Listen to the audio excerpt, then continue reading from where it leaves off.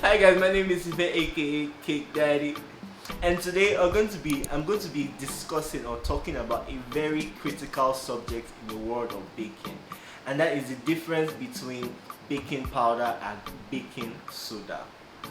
So when I first started baking, I always tried to follow the exact recipe.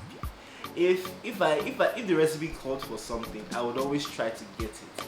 But there are some times where you don't really have everything that the recipe calls for, or maybe the nearest supermarket around you doesn't really have that particular product that your recipe calls for. So in the case of baking powder and baking soda, some recipes call for baking powder, other recipes call for baking soda.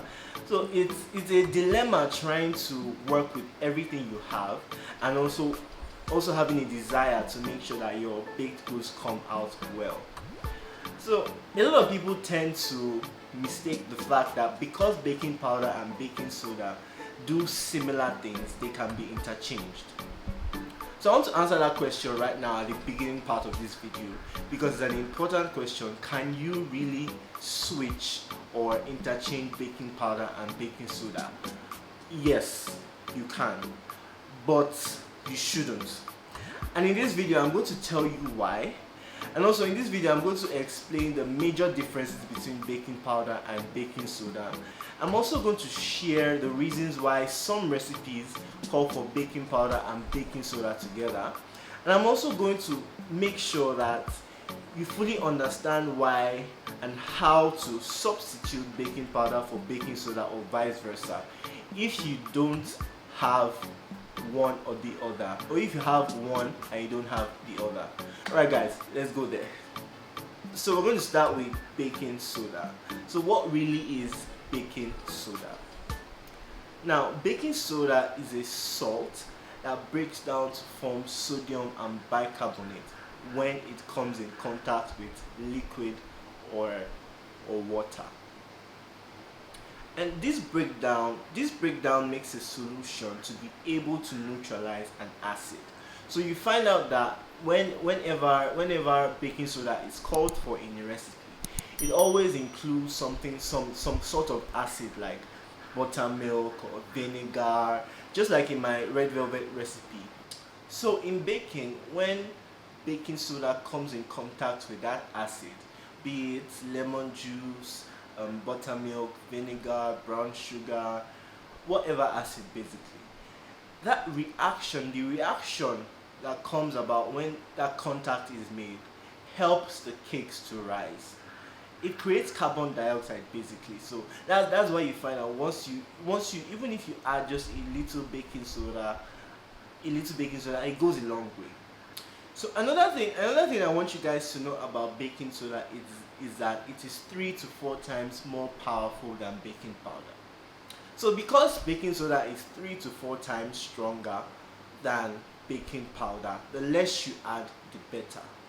But if by chance you mistakenly add too much baking soda into your baked goods, what happens is that it becomes metallic and soapy, because it's more baking soda than the recipe calls for, than the quantity can handle.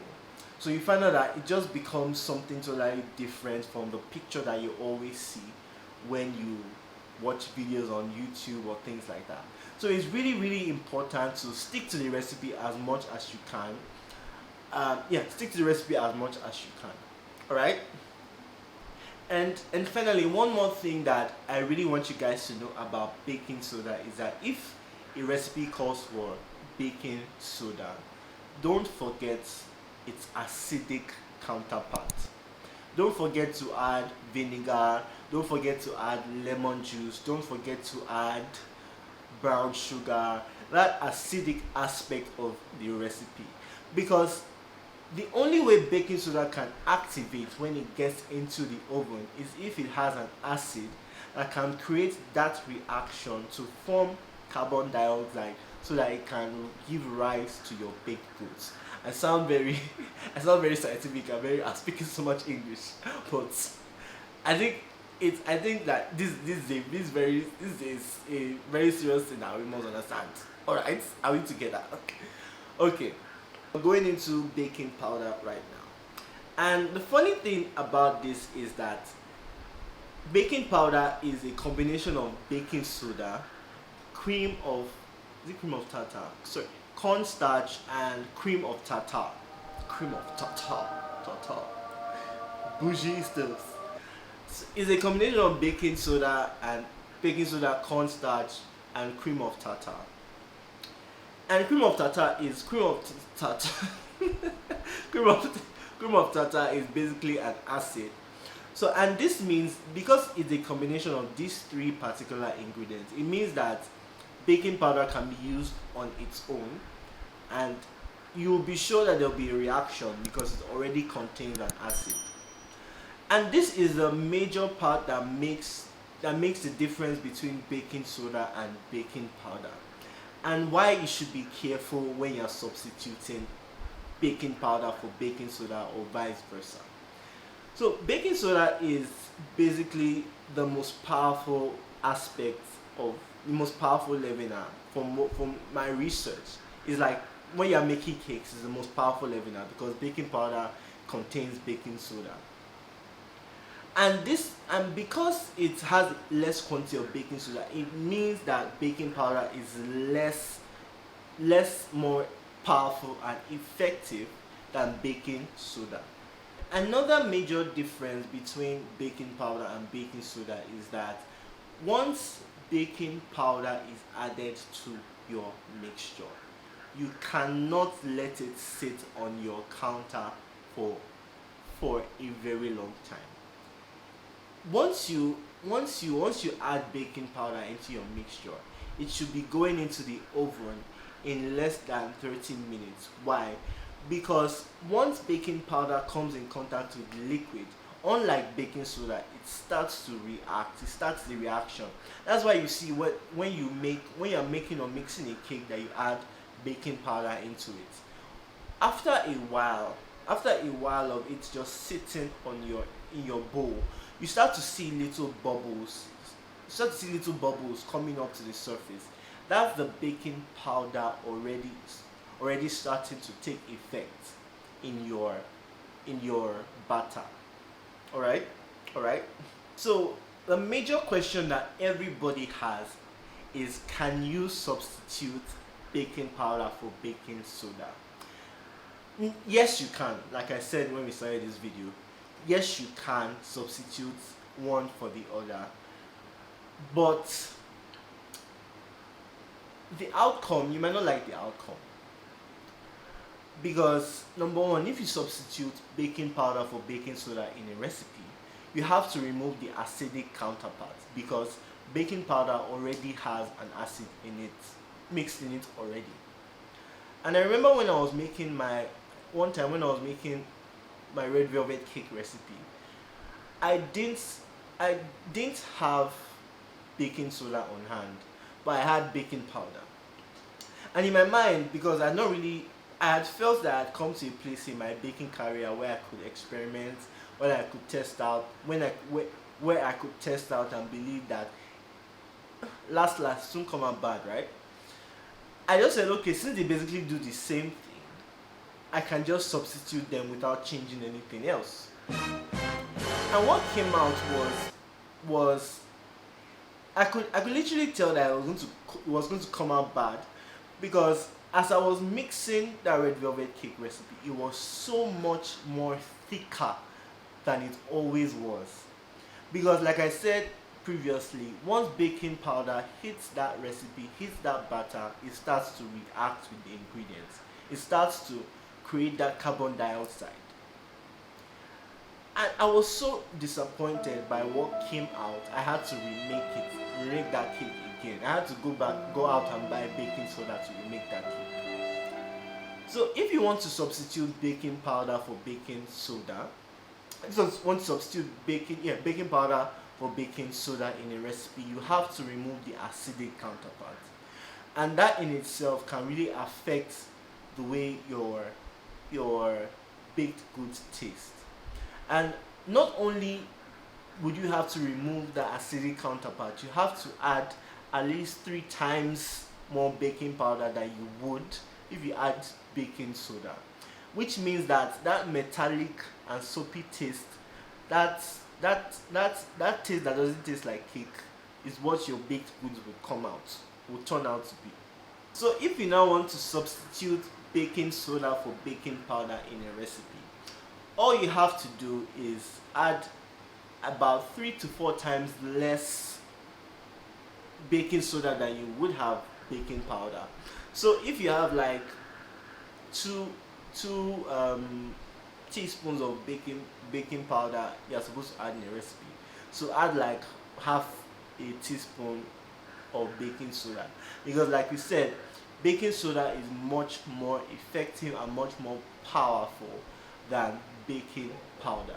So in order to get that balance in the recipe, you have to add less baking soda, and then you have to add an acidic element like vinegar or lemon juice, brown sugar, Greek yogurt, to help the baking soda become active in the oven.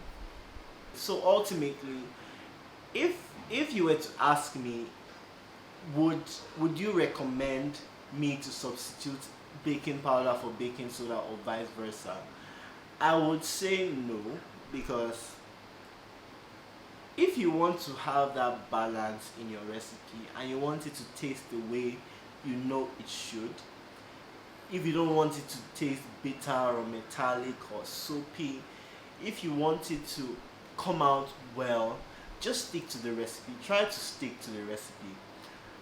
The more you get better, the more you grow in your baking journey, your baking career, the more you learn how to mix things up once in a while. But if you're just learning how to bake, like I said, just stick to the recipe. If the recipe calls for one or the other, make time to go to the supermarket and look for it, like find it. If you can't find it in your local supermarket or the nearest supermarket around you, look for another recipe that asks for something else. So the final aspect of this video is why some recipes call for baking powder and baking soda together. Now, a perfect example of this is my carrot cake recipe. And in that recipe, it calls for baking powder and baking soda in the same amounts, in the same levels. But some other recipes, like my banana bread recipe, you find out that the amount of baking powder is more than the amount of baking soda. And the reason why they are used together is it's to help that particular recipe or baked good rise more. It's to help it rise more than it would have if you just added one or the other. So in theory, once baking powder cannot lift, maybe because of the weight of the ingredients or something, baking soda helps that lift as well. So it's not just one leavener lifting up the cake or the baked goods, it's two working together to make sure that the baked goods rise as it should. Conclusion, like, is a very very serious topic. That's why I was speaking a lot of English, carbon dioxide, different things I were hearing. But basic simplest aspect of it is that baking powder and baking soda are different. Their makeup is similar, but they do similar things, but their makeup is different. So we must be very careful when we are substituting and how we store baking powder and baking soda, because that could just be the reason why your baked goods never rise properly. And if you want to store your baking powder or baking soda properly, just make sure they are stored in airtight containers, away from moisture, away from heat, so that they don't activate accidentally. And like I said, I don't know why people would do this, honestly. Like, apart from the fact that it's just somehow just leaving leaving a mixed batter on your counter for hours. I don't know how, like I just can't imagine. I can leave it for a few minutes, maybe I get called to do something, but like for hours, leave batter on your counter for hours. I really don't know how people do that. But once you add baking powder, just as a reminder, once you add baking powder into a recipe, make sure you use it, like make sure you put it in the oven like in 30 minutes or less, to make sure that your baked goods turn out well every single time. So if you like this video, please click the like button and don't forget to subscribe so you don't miss out on any awesome content. And I'll see you guys in the next one. Bye.